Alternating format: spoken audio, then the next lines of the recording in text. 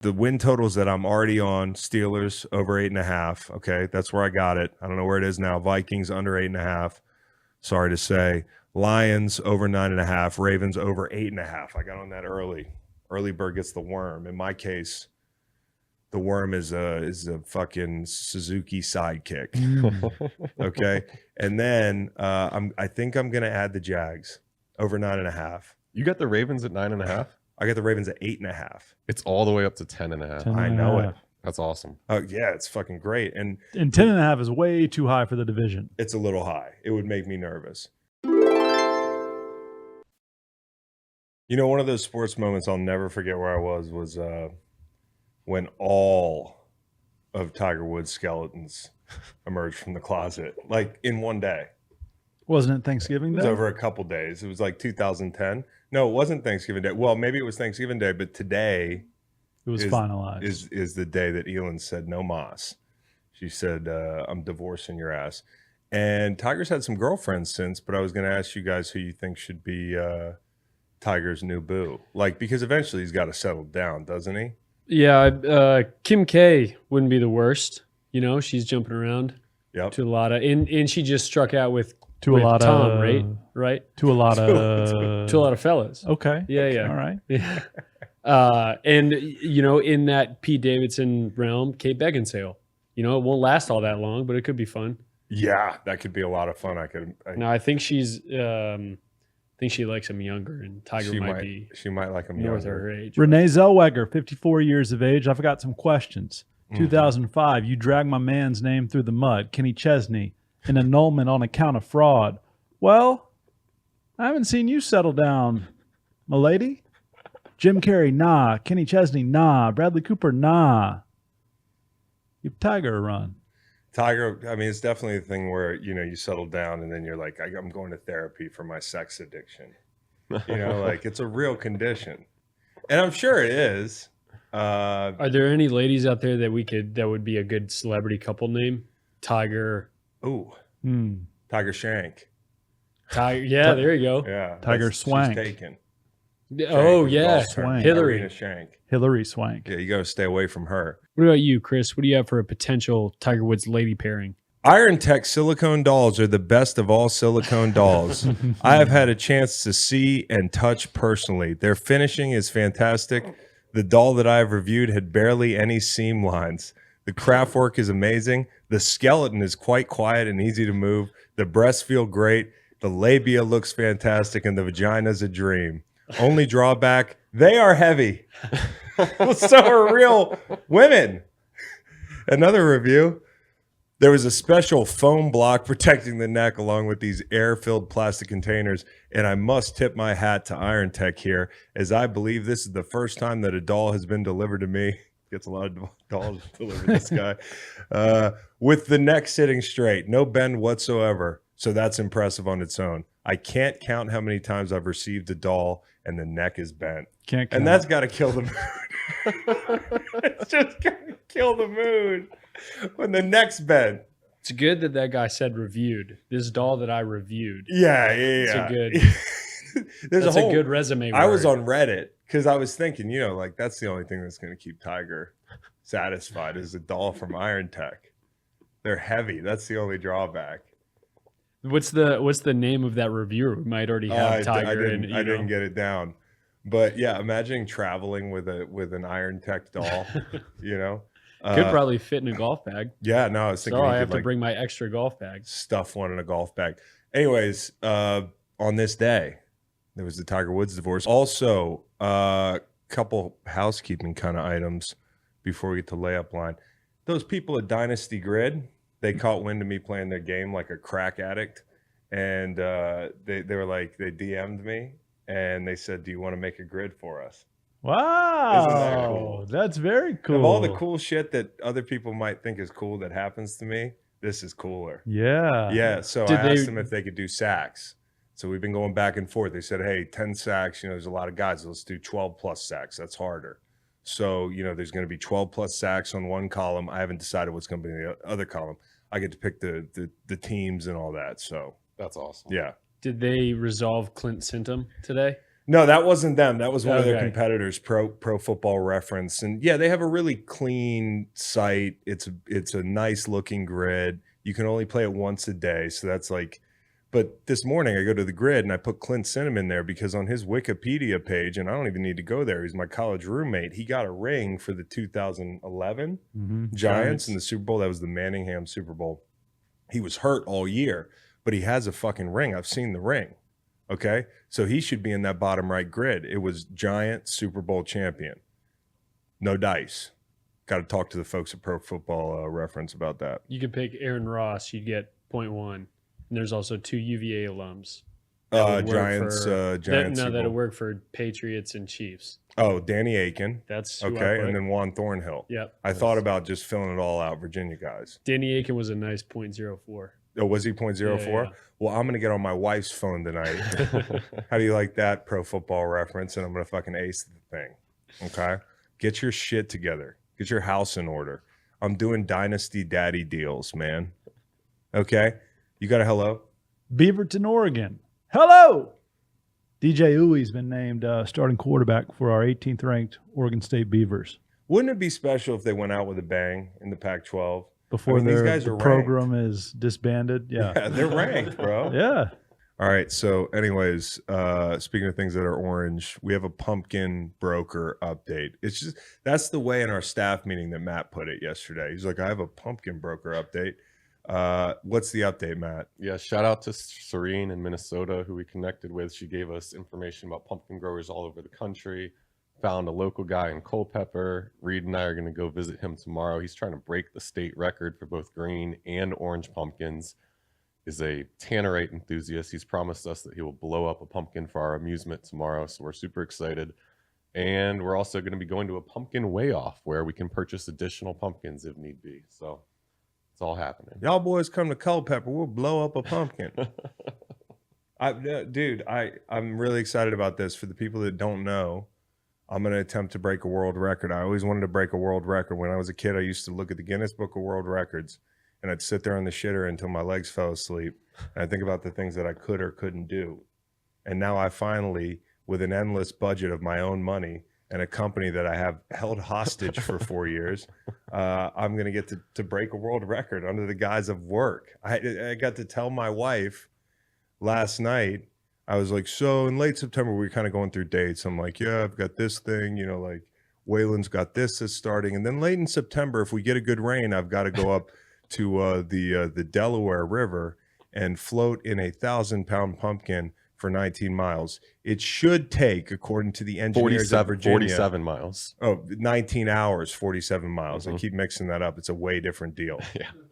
Okay. So 19 hours, 47 miles. Yep, somewhere between like 2 and 3 miles per hour. And the current record is just under 40, but according to our sources, there's other individuals seeking to break this record this season. And listen, this is probably going to make waves in the pumpkin extreme sports community, but like, if y'all are listening, just let me have it for a day. Yeah. Then go break it and fucking, I don't know. Every heavyweight title fighter that ever fought and held the belt was a heavyweight champion. I don't care if I'm Buster Douglas.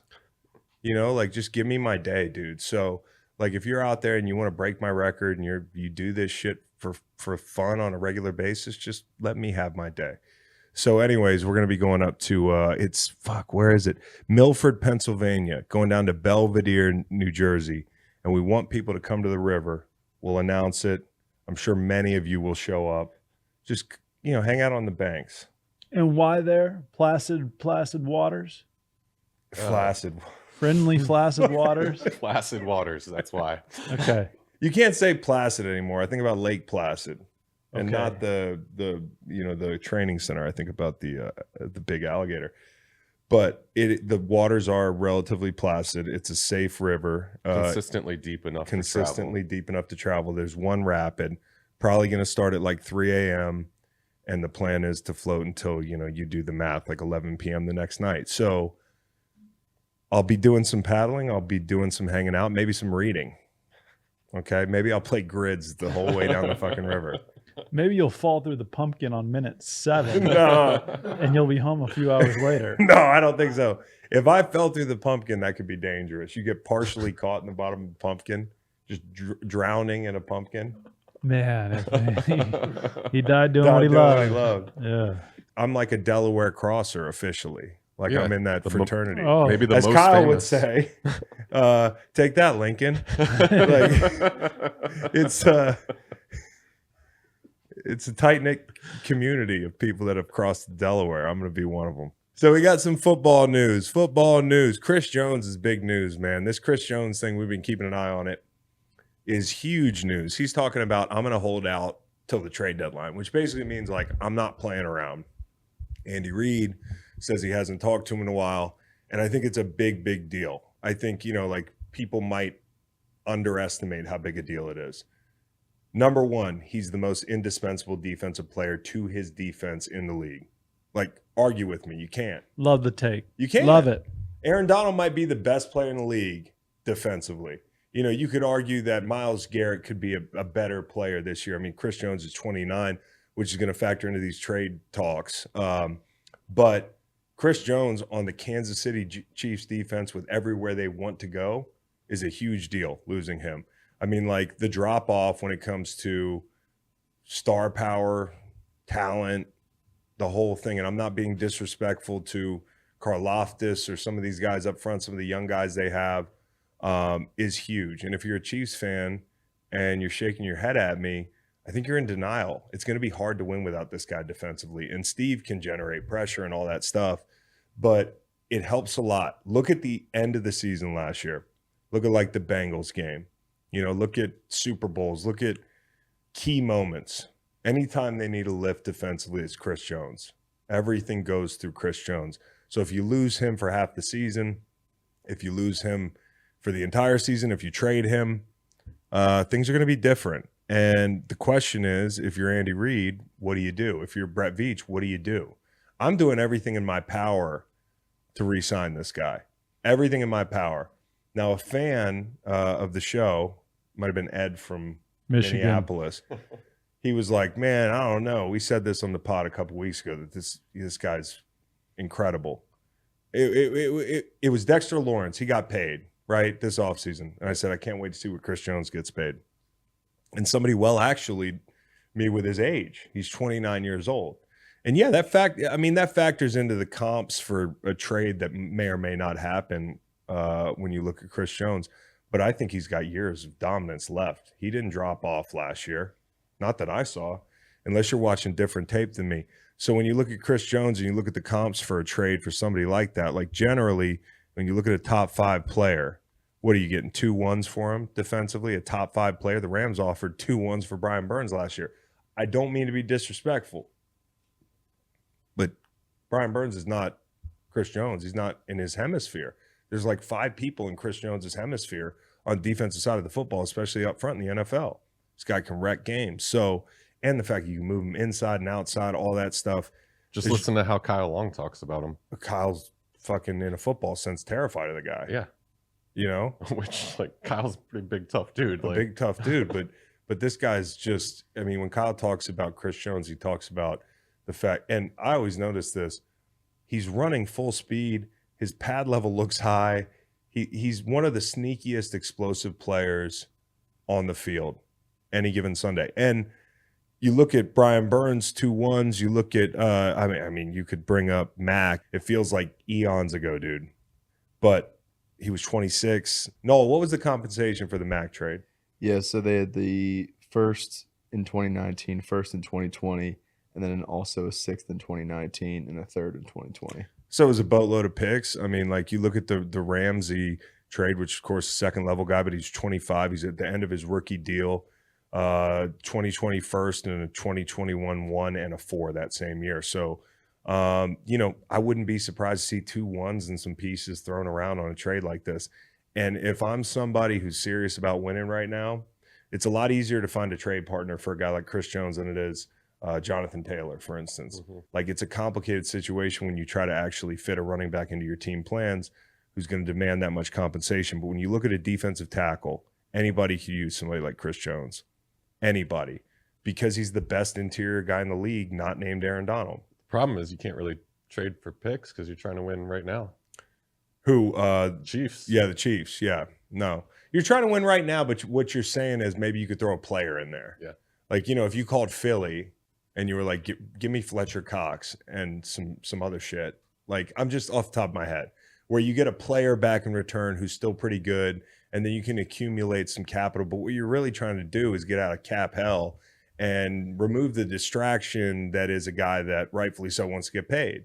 And the team that's going to trade with him, the dance partner, doesn't need the cap space, because you're going to trade for him, you're going to sign him, you're going to be able to move money around as a result of that. So I think somebody needs to make this deal. I mean, some teams on the list that we were coming up with: Cowboys, Patriots. You know what Bill would fucking, he would cream over Chris Jones, dude. Seahawks. The question, you like that quote? Unfortunately, I pictured it, which is why I began to laugh. Here's what it looks like. He's got the clicker. Chris Jones bull rushes somebody. He just goes right back to the end zone. Yeah, Copy. yeah. Like he's like, that was an inconvenience. I don't have a change of pants. Every once in a while. It's like this. Oh, he has no need for that stuff in his life. Right. So he's just like, all right. Thank you for that. Yeah. Seahawks. But like with the Seahawks, you got Geno. Like, you don't know what's going to be what in 1-2 years. I mean, you need draft capital. So you're going to give up a bunch to go get a guy to win right now. I don't know. They're kind of close. Steelers, you got your QB. You could make a move. The Bills, they made a run at JJ a couple years back. This is even more tantalizing. I mean, Jags, I would love him in Jacksonville. Yeah. If they could shore up the middle of that defense, Trayvon Walker, Josh Allen, some nice young pieces there. That defensive line could be kind of scary. They got pretty good depth, I feel like, and they're exciting. I mean, like the Jags would be great, and another team would be the Lions. Yes. It's out of left field. I don't think anybody thinks about the Lions, like, because I think fans, when a trade happens, it's either their team or they want like an interesting destination. Lions might not interest people, but they're players, man. They are real players this year. And defensively, you pair him with Aiden Hutchinson, with James Houston, Charles Harris. Like, they got some pieces there. So there will be teams calling. 2 teams have already called about Jonathan Taylor. Okay? And he's a hurt running back who wants a boatload of money. And the Colts have given him until August 29th to find a suitable trade partner. So he's got till Tuesday, which is cut day. And at that point, if he's still on the roster, they have to put him on the shelf for 4 games because of PUP. I think, if I understand that correctly. So there's a couple factors with that trade that complicate the trade for both sides. And with Chris Jones, it's like, do you want a guy that can wreck an entire offense's day? Do you want that guy? Here's what it's going to take. Like, do you want to win a Super Bowl if you're one of these teams? Because this is a guy that can actually put you over the edge. I would have loved the Ravens for him, but they just signed Clowney. Well, and I don't know that would be an out of left field place for him. Clowney, I think, makes sense there. Clowney made more sense to me than like Chase Young, as weird as that sounds, because I actually have a lot of respect for Clowney when he's played hard, like his game. Yeah. The heights of his highlight tape is, yeah. It just depends on who you get. Are you the guy trying to make another $10 million? Are you taking a year off or what? I don't know. And maybe I'm oversimplifying that, but the Ravens, they're going to get a guy who's capable in the run game. He moves around. He's capable in the pass game. You can be multiple with him. He's older. I don't know if you're going to have him like as a floater like he was in Houston, just all over the field. But I like that fit, So there were people talking about Chase Young in Baltimore. I just felt like a veteran who's proved something already, and that's not a shot at Chase Young. He's coming off injury. He's had one real good year.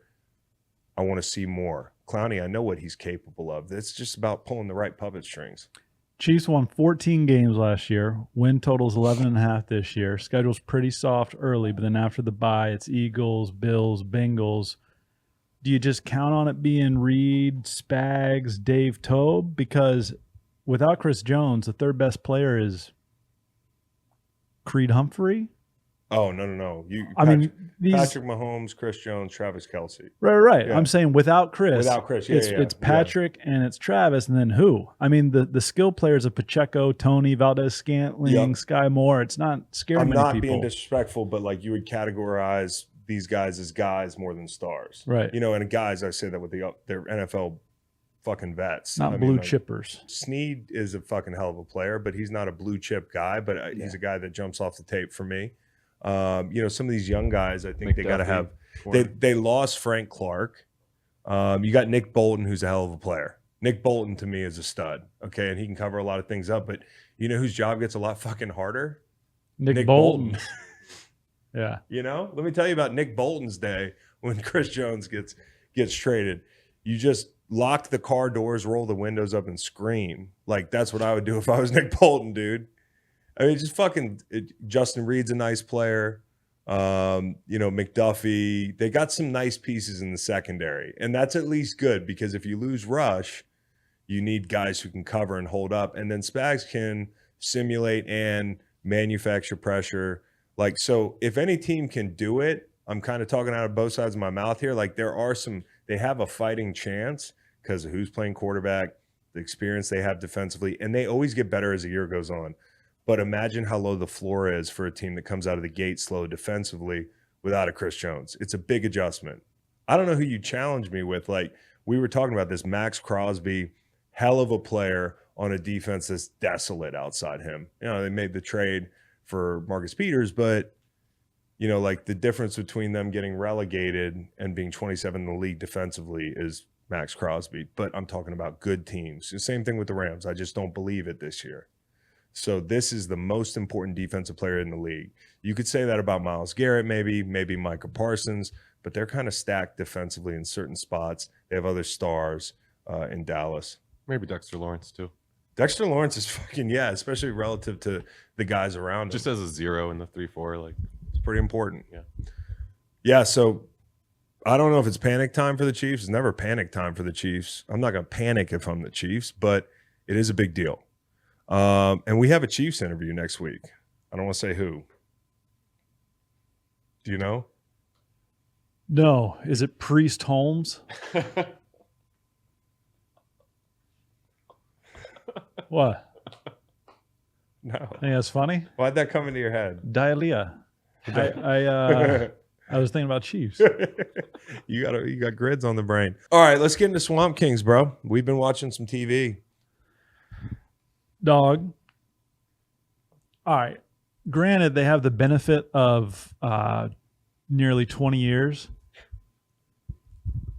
And what's most impressive about Hard Knocks is that they turn around entertaining content so quickly. But watching Swamp Kings followed by Hard Knocks, it was like watching Varsity followed by JV. I mean, this got me fired up for ball. It's not fair to Hard Knocks. Not fair. Because Hard Knocks is produced beautifully. It really I haven't watched is. since episode 1, but just because I know what happens. Okay, It really I is. know what happens. By the way, Jeff Fisher didn't say that he was against the cuts on TV. If you notice, he was like, he kind of glossed over it. He was like, I enjoyed Hard Knocks. This is a really well-produced doc. Yes. Right? 4 episodes on Netflix. They're all out now. We've watched the first one.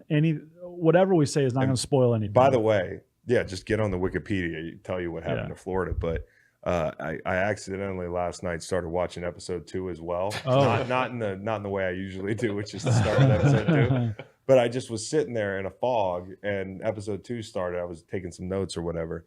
And in the first 3 minutes before the fucking intro ends, you've got Tebow talking about his Little League football coach. Little League football coach tells the team at the end of the first season, it's all about having fun.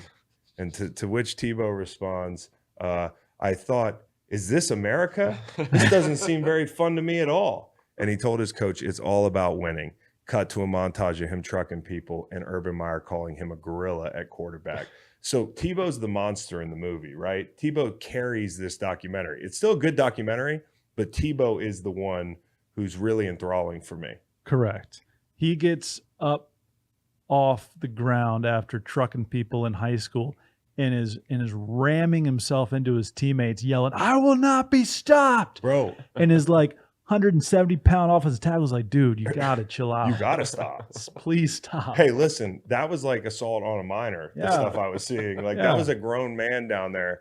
In where was he from? Jacksonville. Jacksonville. Yeah. Is he the greatest Jacksonvillian of all time, up there with Ronnie Van Zant? Like, who else is from Jacksonville? Because I think he might have that on lock. This guy, is he the most famous college football player of all time? Ooh, nice. Is he?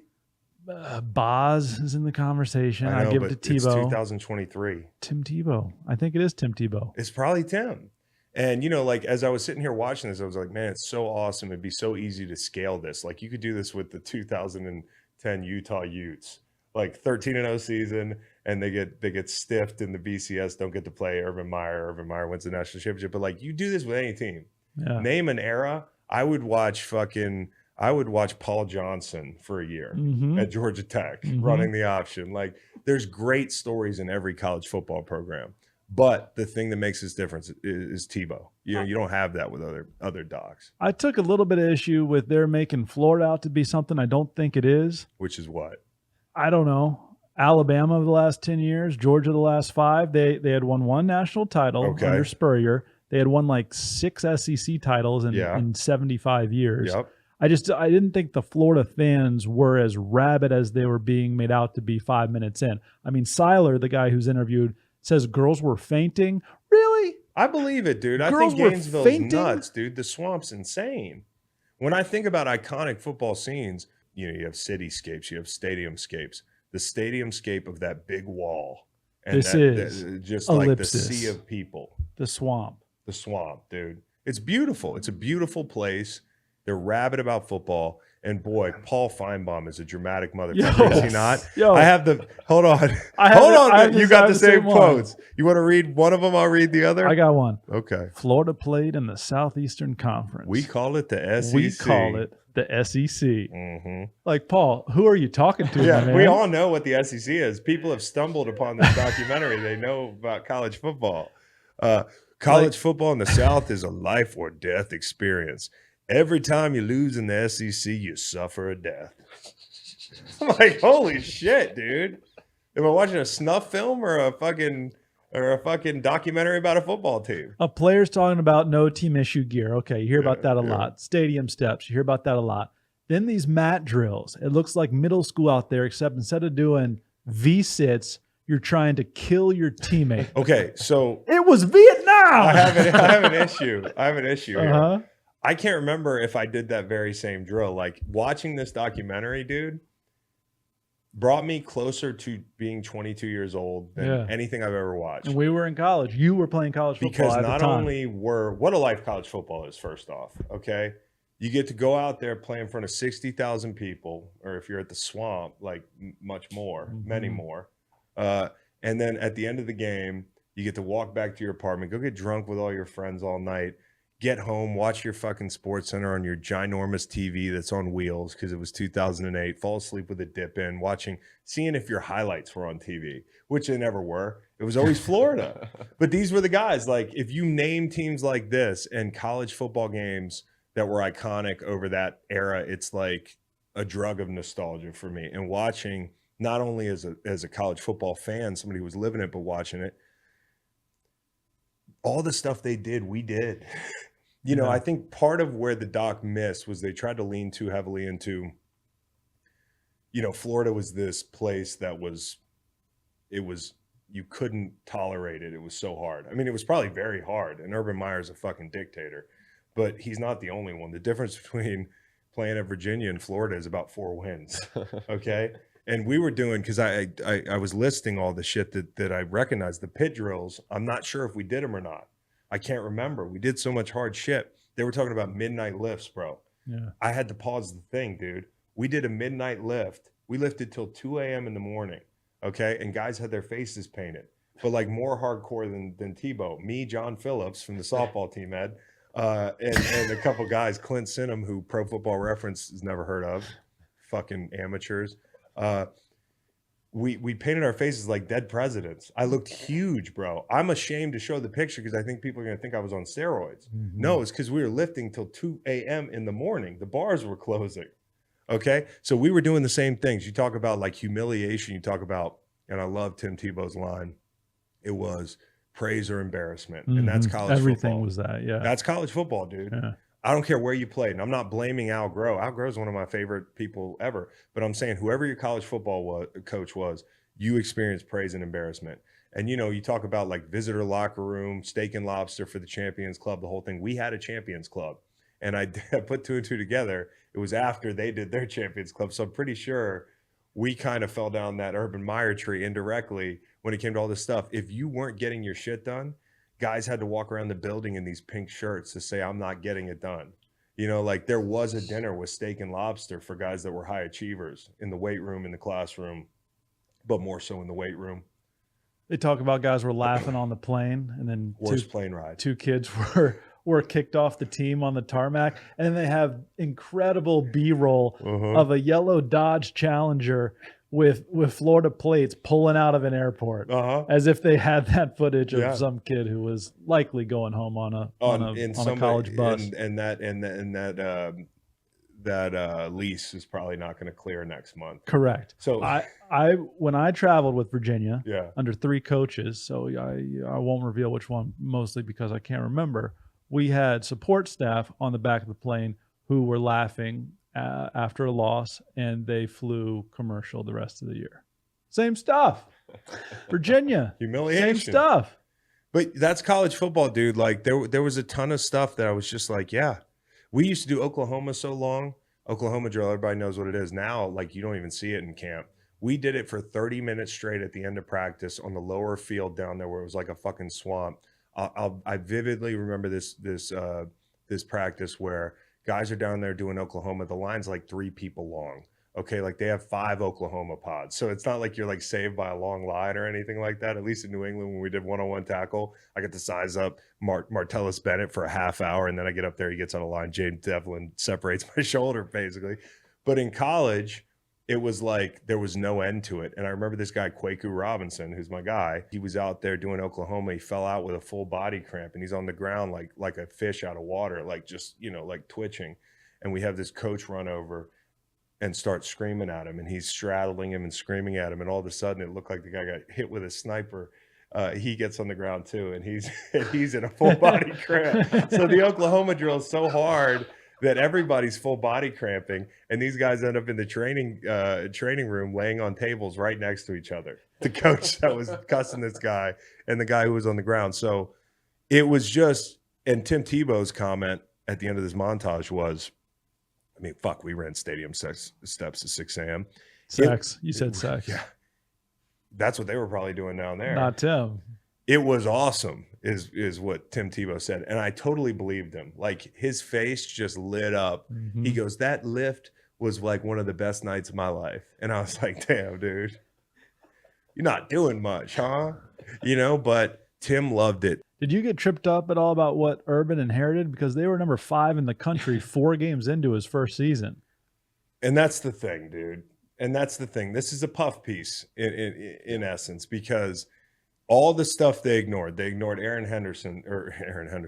They ignored Aaron Hernandez. They did ignore Aaron Henderson, Maryland linebacker, brother Henderson. of EJ Henderson, my boy. Yeah. They ignored Aaron Henderson. Yeah, It's they been did. any time on It's the turf. ridiculous. And then the guy that murdered people, they didn't mention him at all. Have they? Oh, there are 4 episodes. Are we not going to circle They back? don't. They don't. mentioned They don't. his name They don't. once for like About 1 a bar second. fight. Percy Harvin's barely in it. The Percy Harvin fight's not in there. You know, like Urban Meyer's leave of absence in 2010, where they The got heart attack. Yeah, they got fucking drugged by Bama, and 6 hours later he's in the hospital. And he's like, I don't know if I can coach anymore. That's my problem with these Netflix untold things, is that they're so reliant upon who they get the interviews from that they end up portraying reality more favorably towards Exactly. those interview Who's gonna subjects. who's gonna do the thing? For you to like, it just goes so counter to a football player's like kind of makeup to get in front of a camera and trash your college teammates and your coach. So, you know, it's just like in the NFL when somebody needs support, you know, who's being painted in a bad light, you're only going to hear the positive Right. from the people on that team. So somebody will say, well, Chris Long said Carson Wentz is a good guy. I really do think Carson Wentz is a good guy, but you see how guys aren't going to want, even if they don't like Carson, they're not going to want to speak out. That's why you have it, behind closed doors to a reporter with a tape recorder, not on Netflix. So you knew this was going to be like his guys, Spikes, Seiler, all those guys, right? And they're just going to gloss over all this shit. But I will watch it just for the value of being back in that time and place. And that's what this sports doc is about. Like the shots of that cramped locker room in Tennessee gave me chills, bro. Loud voices in the bathroom. There's no room for a fucking whiteboard. Guys it's cramped. You can hear the ceiling shaking, and you're down there and you get out there and it's like Zombie Nation comes on, and guys, if I was 38 and tried to jump as much as I jumped during Zombie Nation pregame, I'd fall out and die. And I'd be next to Urban Meyer with GERD. And being on the road, way cooler than being way at home. Cooler. You will never find a closer group of 100 people than a football team on the road trying to win a football game at like Neyland or something, unless you're like in Mosul and it's 100 troops and you're like, we gotta paint this water tower. So, I mean, like, it brought me back, dude. Headline for me is Tim Tebow is deciding between Florida and Alabama. And Tebow's dad says, go pray. I believe God will put on your heart where you're supposed to go. God does not come through. He wakes up. God does not put it on his heart. Tim wakes up in the morning. He's like, no idea. God didn't say anything. I gotta go pray with my dog. Call God. So he goes, takes his golden retriever to the lake. He prays a little longer, and God's like, oh, you should go to the place down in Florida where they're going to be doing the murder and all that. And then also, by the way, Shula's down there. Shula spent 12. Was Shula the difference? Shula was at Alabama? He was at Bama. Yeah, Mike Shula. Yeah, Mike Shula. God was like, no, I don't. Mike Shula, an official record of 10-23 in 4 seasons after a few vacated wins. Shula spent 12 hours at Tim Tebow's barn. 12 hours, dude. By the way, I loved it, and I watched things with subtitles when gentle music playing came on, and then they had Tim Tebow shirtless clutching a football like a maternity shoot in front of his barn. It was incredible. I mean, some of those names: Montario Hardesty, Tyrone Prothrow, Joseph Adai. Those will be fun names for the 40-year-olds in the audience. Lord's Prayer on 2X before kickoff. I mean, they were running through that bad boy. I missed kickoff returns. That was cool to see, 1 or 2. But Urban, man, like you just to put a bow on it. By the way, we forgot about the Urban Meyer commercial. That was one of my favorite parts. Urban Meyer on offense. My offensive philosophy: score and score fast, like a fast break on turf. Cut to an awkward scene of him possibly checking out the makeup guy. Go back and look. She's like 60 years old. So anyways, you say they're not Bama, they're not Georgia, which they're probably not in importance. Not even the Tennessee in my mind. But what they did is they started that SEC run. If you look at like Urban Meyer kind of fucked up college football. From 1990 to 2005, there were 3 or 4, I think, natty champs from the SEC, BCS or otherwise, none consecutively. And since then, I think it's been 13 of 17, 7 SEC national champs in a row, starting with Florida in 2006, Clemson twice, Ohio State twice, Florida State twice. I never thought I'd say this, but thank God for Clemson. 2006, you have to consider what it would have been like to be in Gainesville playing for that team. 100 years since the program started, and the 10-year anniversary of them winning the national championship. On top of that, basketball won in 06 and 07. The only team ever to win 2 titles in basketball and football the same year. And on top of that, it was Ohio State and Florida in both sports. Right. So wild time to be there. And Tebow's first play. That was his first play. Yeah, the fourth and one they need to have at Tennessee. They put him in just to run over a couple people, and he does it. 2008, Nate, Dr. Fax, and I were at the BCS championship. Tebow and Bradford. We were down in Florida, and that was the year Utah got stiffed. That team outscored top 25 teams by almost 200 points. Wow. So, wild stretch for them, and I'm hooked. I'm gonna watch it. Ditto. Hard Knocks, you didn't miss a whole lot. Yeah. The max subtitles, I'm a subtitle guy, are 4 seconds behind what's going on. Yeah, I got to turn them off. Yeah. And after watching Urban Meyer yell at guys, and then you hear the receivers coach, the Jets receivers coach, he goes, talk to me, guys. Honest opinion of today. It was just like, well, you can see why Urban Meyer can't talk to professional grown men. athletes like he did to the college To kids. grown men. Yeah. Although he did say, he said, I don't know the streets, you know? Right. Right. Hey, and put that Bill Parcells sounder in the pod right here. I caught Bill Parcells. I was watching old time football yesterday, and Bill Parcells was talking to the running back, and he was like, just go out there and run. Don't think about anything. Uh-huh. It's like one of those street gangs. You remember them? God. Don't worry about doing everything perfect now. Just get out there and run like hell and catch it, all right? You know what I mean? Like a street gang. Remember them? All right. That's what this is. All around Jets facility is AGNB, all gas, no brake. Yeah. Should it be brakes? All Yeah, gas, no brakes. Yeah, and honestly, they stole that from the St. Louis Rams. Now, we didn't do it as well because they're a better team, but we had all gas, no brakes merch, the whole thing. Mm-hmm. What's next? Are they Sac City? Fights broke out during the joint practice, and Kyle Trask at one point is asking for a flag. Like two guys are wrestling, and he's going like he's looking at. That's the great thing about being a quarterback. Like people can't touch you, and you're not allowed to fight. Damian Woody has 7 kids. Robert Saleh has 7 kids. Yeah. With the fight thing, it was funny because at one point they were showing a bunch of like a fight going on, and Baker Mayfield was in there pulling dudes apart, and then they cut to Aaron Rodgers saying, "Oh look, we got another one to Baker Mayfield." At the same. Oh same, yeah. They really Baker, did have a lot. I think Baker could throw a couple bows. Respectfully, I cannot bring myself to care about Tanzel Smart, who's Yeah. one of these fringe guys who's going to get cut or not. And that's nothing against Tanzel Smart. It's I don't care about these cuts Well, like Hard Knocks made it happen in year 1 or 2. Nolan made a great point earlier. They're just building the Tanzel Smart storyline because they're going to cut him. And then they have Liev, is that his name? Shriver. They have him read, the poor guy, "There's no way to baby it." And then boom, shot of Tanzel Smart's baby. Yeah. I mean, are we even trying anymore? No, I no. love it. I'm getting I love it. I'm getting Tim Tebow shirtless on Netflix, Yes. bro. I'm getting Tim Tebow high school footage. We have a rookie, the rookie who did Eminem, but he had an AirPod in. Did he? So That's cheating. I You think can't that's do that. cheating. Yeah, Is it's that cheating. not cheating? Yeah, and I don't it's think cheating. it was very good. They let him off the hook.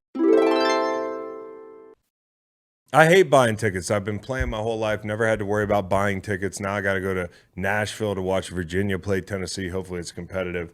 But the ticket part is stressful. The game's stressful. The ticket part's really stressful. Buying tickets to your favorite events shouldn't be stressful. Game Time is the fast and easy way to buy tickets for all the sports, music, comedy, and theater near you. With killer deals on last-minute tickets and their best price guarantee, you can stop stressing over tickets and start getting hyped for the fun you'll have.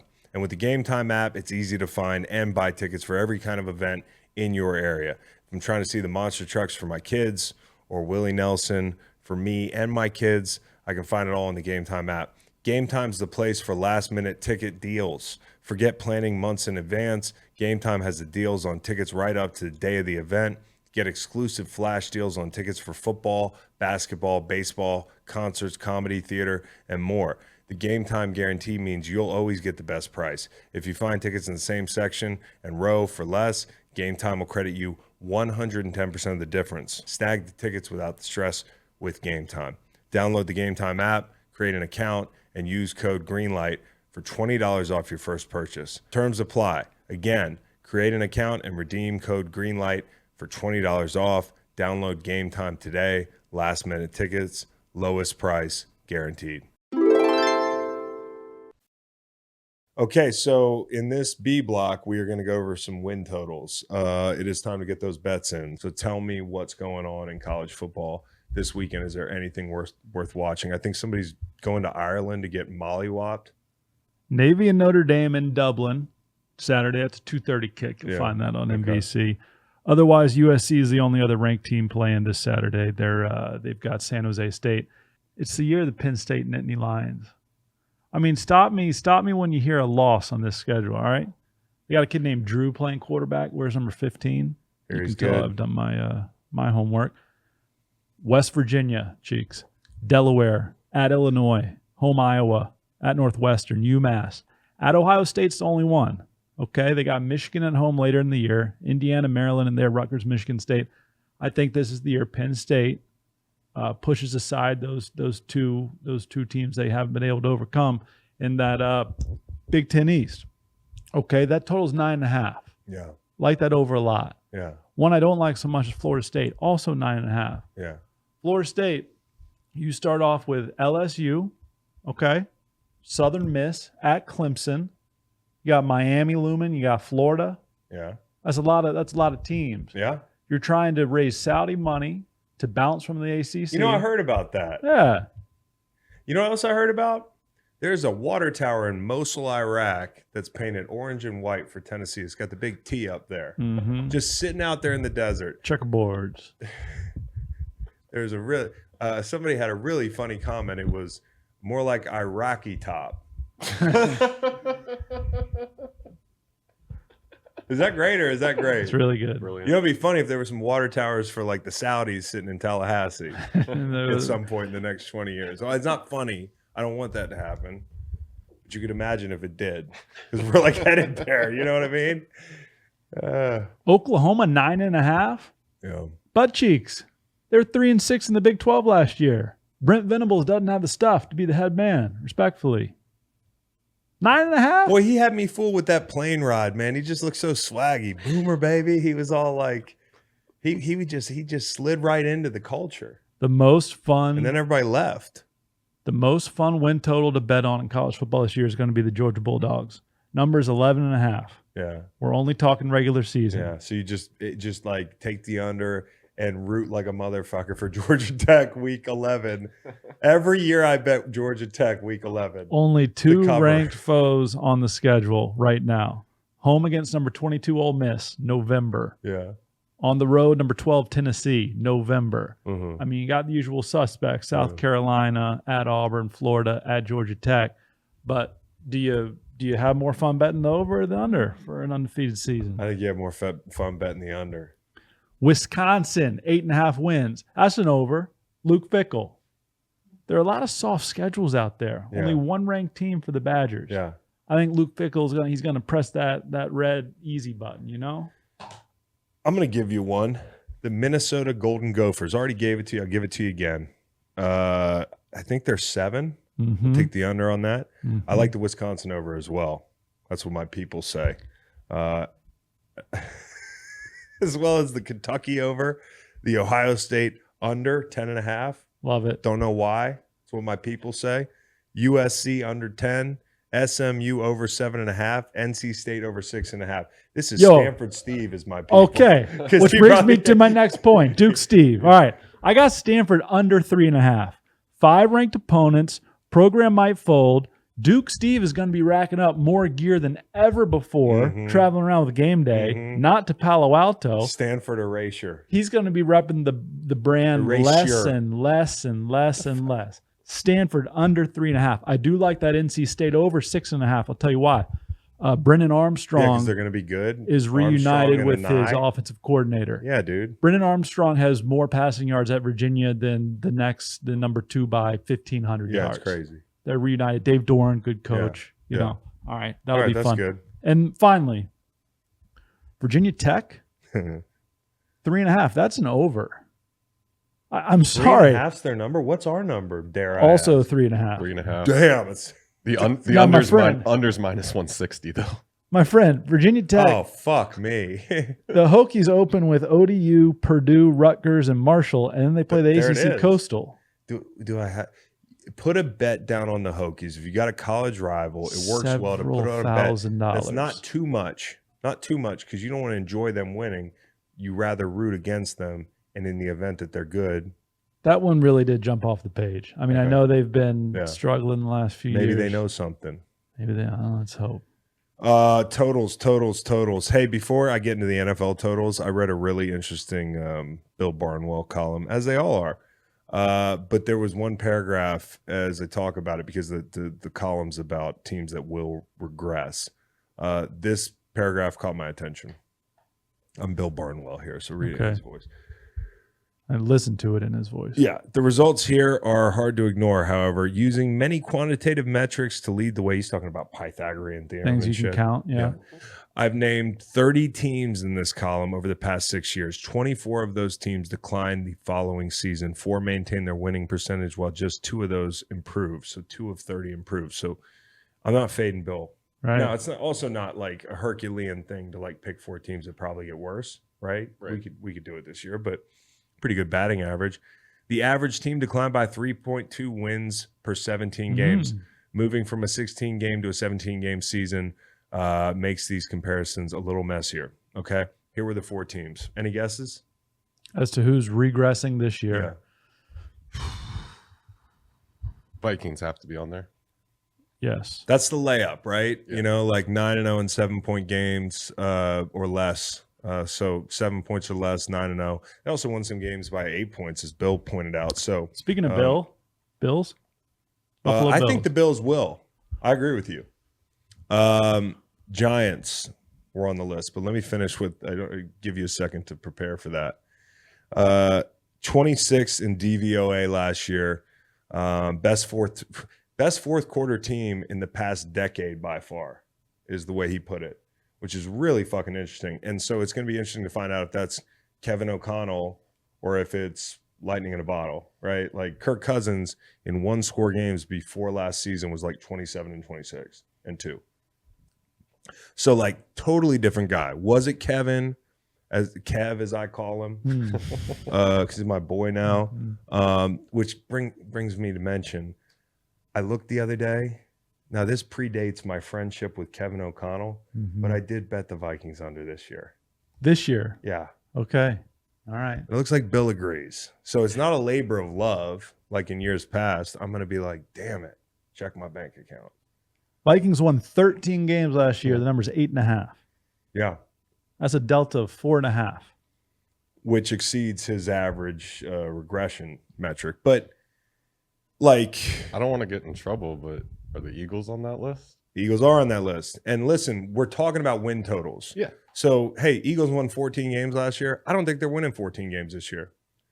I'm not saying the Eagles stink. I'm not saying the Eagles aren't good. I'm not saying I don't love the fucking Eagles. I'm not saying I don't bleed green. What you're saying is football's hard. Football's fucking hard. To win 14 games in the NFL, even with the new 17-game schedule, like the best team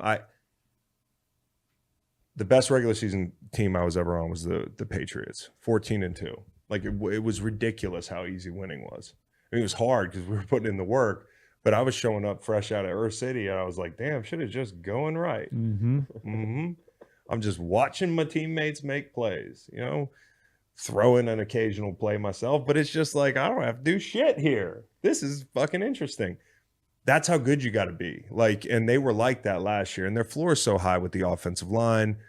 One thing I worry about on defense, I'm just like spitballing here. A lot of vets who are aging, right? I'm not saying they're going to be lesser players this year, but it's always, where's the ledge?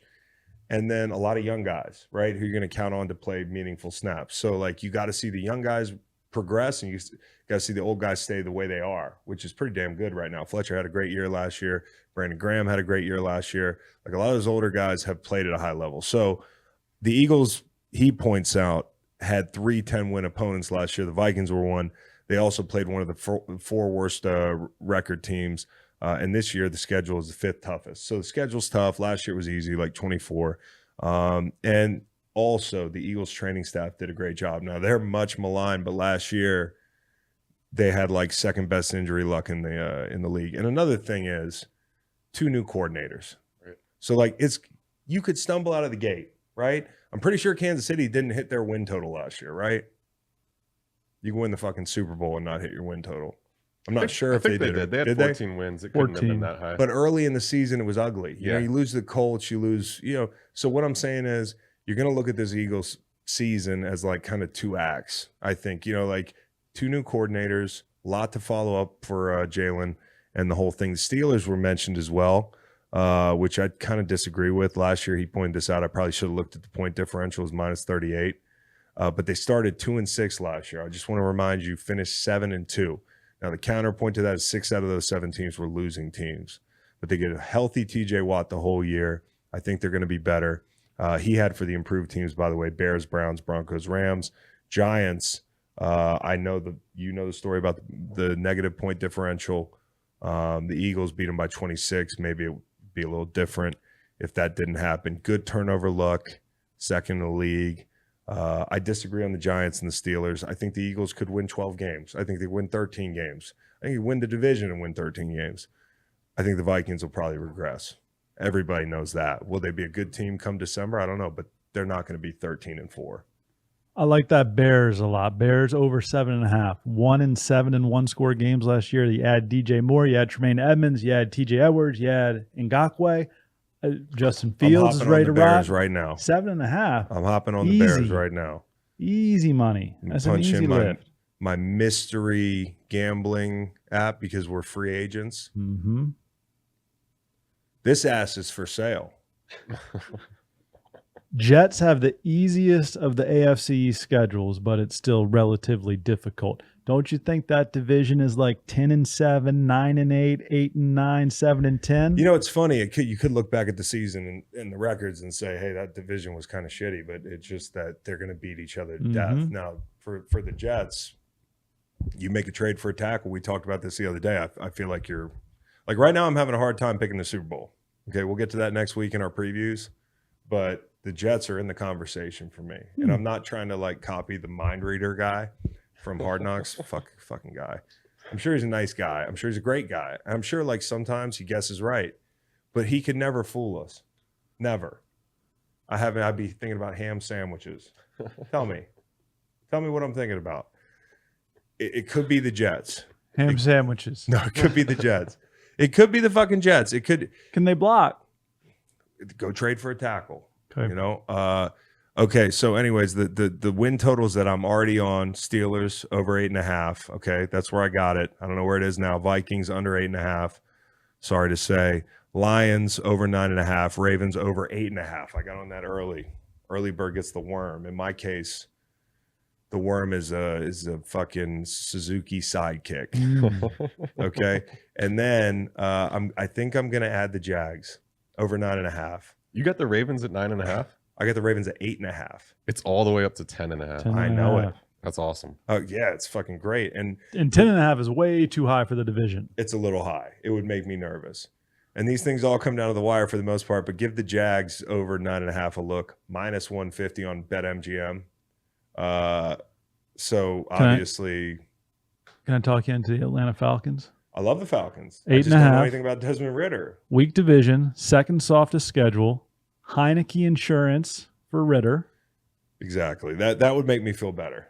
And if you're the selling additions, me on Heineke entering the fold week 4, this team's going over. Onyemata, Campbell, Ellis, Okuda, Bates, Bijan, London, Pitts. It's fun. It's fun. It's a fun group. Fun and a bad schedule. Yeah. The interesting thing about win totals this year is the highest on BetMGM, 11.5 for the Eagles and the Chiefs, the Bengals 11, the Niners 10.5, the Bills 10.5, the Ravens 10.5, the Cowboys, the Jags. Now we're into the single digits. Usually there's a team that's going to win 13, 14, 15 games. I don't know, not 15, but there's going to be a couple teams that are going to be up there. If we're thinking the Chiefs maybe take a step back or stay the same and have to get creative, I'm thinking like that bet scares me a little bit. Eagles, I listed the reasons. Maybe you like the over for whatever reason, but I'm just staying away. Bengals, people feel like maybe with Burrow's calf, some other changes, maybe offensive line changes, it doesn't work out as well. Niners, you want to get Brock Purdy, the same Brock Purdy or a different guy? I don't know. So it's complicated, but I think if you look at those teams, who's ripe to go way over their win total, I think it's the Jags and the Lions, who I'm already on. Jets 9.5. It kind of scares me. It's still hovering so low. All right, Reed, we've got Reed around the world. We had a viral video the other night. Joe Buck in a preseason game, waving his hands all over, or was he reaching out for a handshake? Josh Harris interpreted it as a handshake. Grabbed Joe Buck's hand pretty vehemently. Where do you all stand? Was it handshake? Here, shake my hand. that's a very venomous handshake you got there. I think this could not be any clearer. Okay, It's a non-handshake from Joe Buck, but Harris is looking away, turns back to Buck, and a hand is there. You have to Buck's shake it. hand is in the handshake zone for a Yes. solid 2 seconds. Yes, he's not trying to handshake though. No, he's not. He's obviously not. He's like, so you own a new team. Right. But the weird part, the weirdest part is that Harris goes 20%. Yeah. He commits 20% to the handshake. Yes. He turns He pulls turns it. back, sees the hand, and he shakes it, but then he like just gives him a little dead fish. Yeah. Fuck. I- Hey, you remember this one? Go shake my hand. Oh, go to shake my hand. Obama. Yeah. Obama in Cuba. Yeah. If I could just raise his hand in the air. Donald Trump and Shinzo Abe. 14 seconds of this, buddy. 14. I timed it. I mean, some of the best. This might take the cake, though, as the most memorable handshake for me. Here you go. I'll do another Trump for you here. Yeah. That's, dude. Yeah. He's doing a little Macron. Yeah. You know? Sorry. Yeah. You really did alpha me there, huh? Yeah. If I was Macron. Looks like Macron's going to be lifting all the sanctions. He just got fucking alphaed. So, yeah, I just, I like Josh Harris more as a result of that clip. And It's a very relatable thing. and Troy, for that matter, very relatable to see something hilarious and laugh just at. laugh. Just laugh.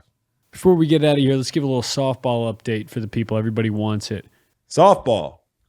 Dude, you were dealing last No, night. I wasn't dealing.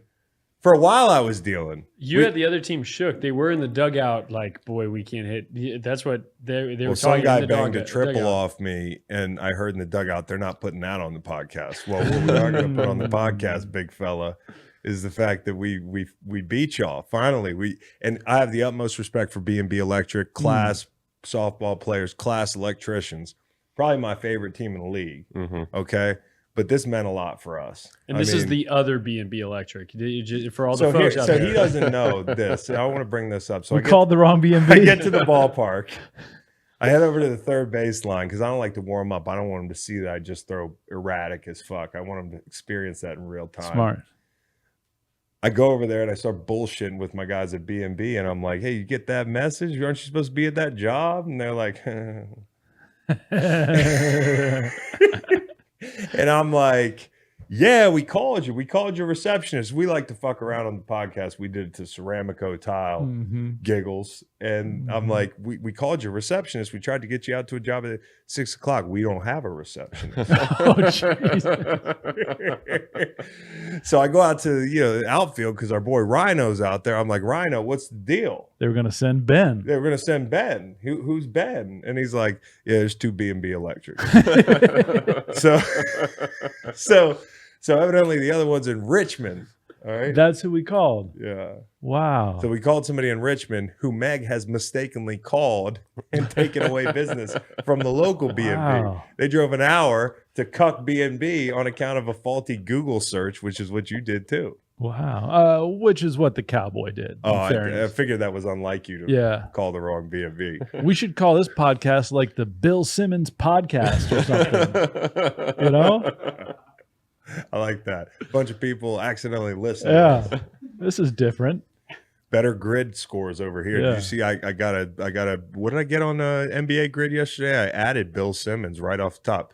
Supposedly Bill Simmons is playing NBA grids, and he had like a 300 rarity score. Tweeted it out, and thought he was going to get a bunch of pats on the back. Is that like bowling, like a perfect score? No, 300's not good. Okay. Sorry. 300's like Lakers Magic Shaq. Okay.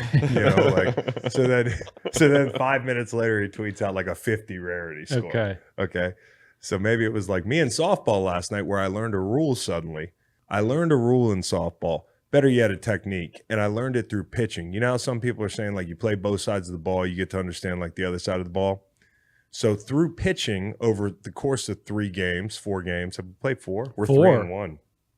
Look up, we're 3-1. Are we like the Buffalo Bills that year when they were 3-1? Everybody was like, Ryan Fitzpatrick's going to win the Super Bowl. Is that us this year? There's one of those teams Something every like year. it. But I'm pitching for 3 games here, and I learned where the strike zone is. Strike zone is behind the plate. I crowd the plate because I'm worried about timing. Like slow pitch softball with a baseball swing, you got to wait on it. So I've been hitting high arcing pitches because I'm a foot too far up. Last night, light bulb went off. So I feel really good, guys. Feel really good. We had him shut out through 5. We called the wrong B&B Electric. John Phillips booted a couple balls. Hey, listen, I suck the guy off every time he hits a home run. He hit the ball halfway up into the fucking trees last night. He hit it into them sycamores last night, What bro. was the final score? 10-9. Okay, I'm getting there. Oh, sorry. Okay. I'm getting there. All right. 10-9.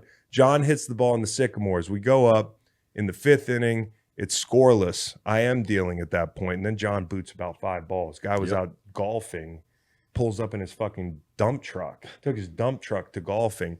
I think he's high on dump truck fuels because he's out there booting the ball left and right like he's throwing the fucking game. Like he's shoeless John Phillips. Yeah. Okay? You shoeless son of a gun.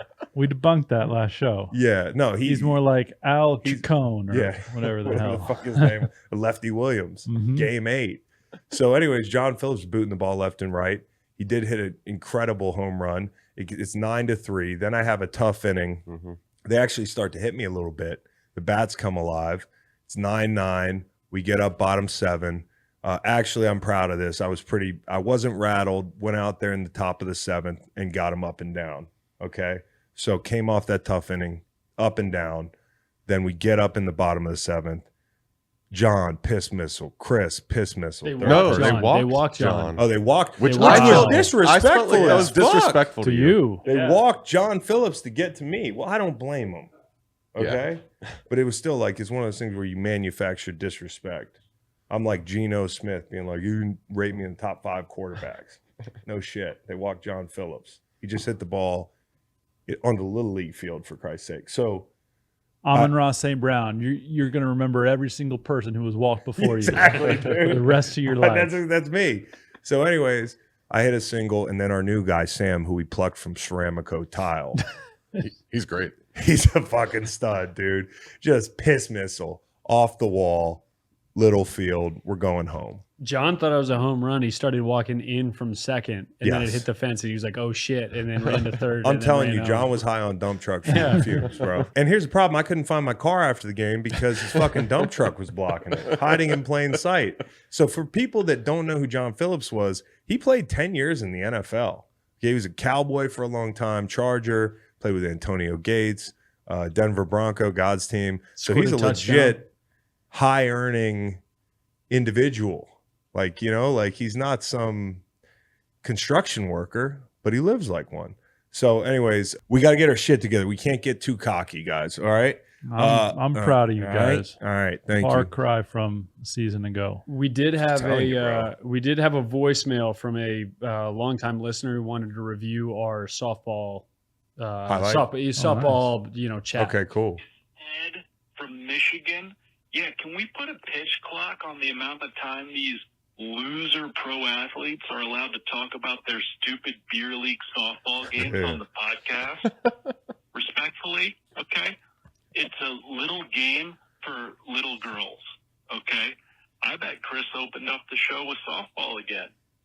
Anywho, first time, long time, big fan of the pod.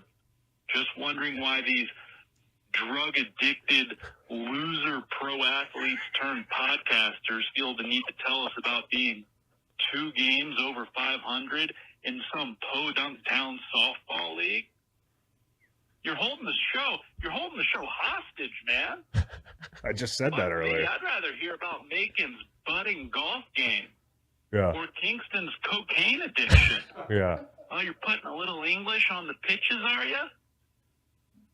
The fellas are managing to catch cans of corn in the outfield, make a little contact at the plate. In slow pitch softball, cool.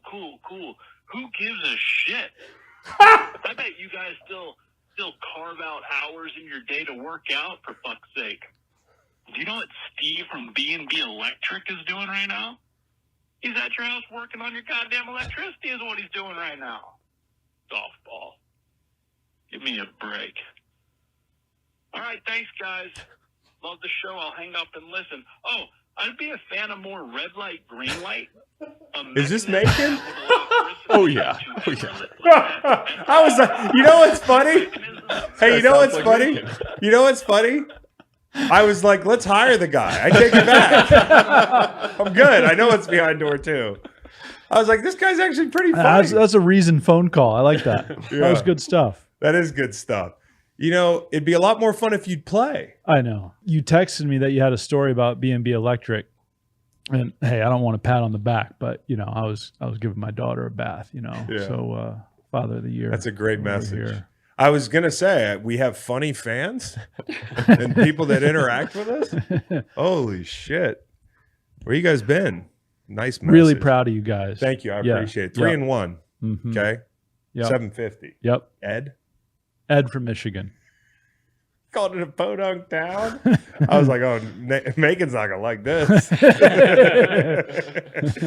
All right. All right, you've been texted. Apparently we did this last year as well. Yeah. Fantasy Football League.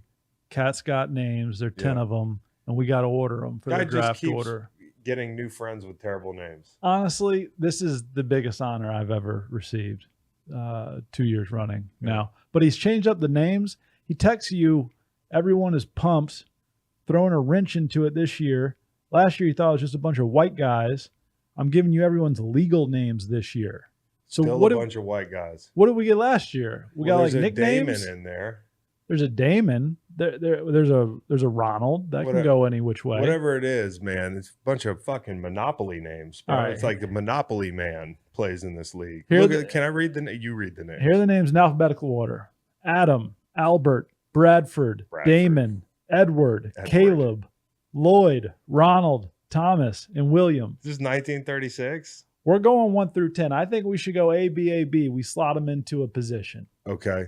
Draft order is very important. Yeah. You want here? Pick a name, put them into a spot. How about I just tell you what I think of the name and then you do with it what you will. Okay. Adam. Kind of played out. Makes you think about Adam and Eve. It's like average name. Average Adam. Adam will have the 7th pick. Okay. Albert. Fat Albert. I like that name. Really good name. And I'm not saying higher pick's better pick, you know. Albert, fat, 3 letters. Albert's got the 3rd pick. Okay. Bradford. Put him down at the bottom. Bradford's got the 9th Own pick. slaves. Bradford's got the 9th pick, probably a descendant of William Bradford.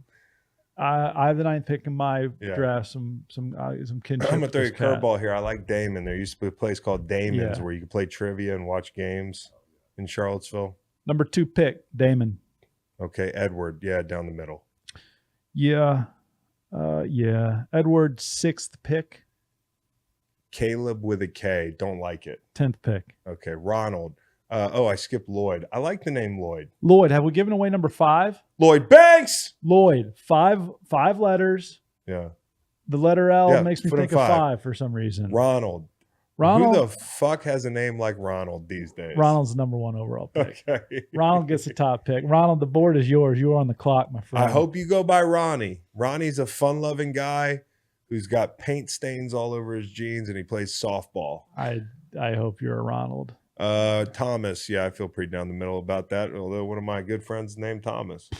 Thomas is the Put him 4. 4. He's 4. Which leaves William, which is one of the most boring names of all time, at 8.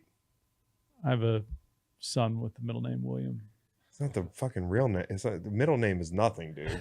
It means nothing. I took no offense to your comment. My Neither kid did has this a William. middle name that my wife wants to change. She just wants to change it. The older one or the younger, Younger one. Okay. I was listening to a lot of Otis Redding. She had no ideas. We just named him Luke Redding Long. Yeah, I recall. And then she's like, I want to change that. So I don't even know how you do that. Oh, it's tough. Yeah, so good luck with that. Social Security Administration. Going down to the DMV for 6 hours. In case y'all couldn't keep track, fellas, that'd be Ronald, Damon, Albert, Thomas, Lloyd, Edward, Adam, William, Bradford, Caleb. Enjoy your draft.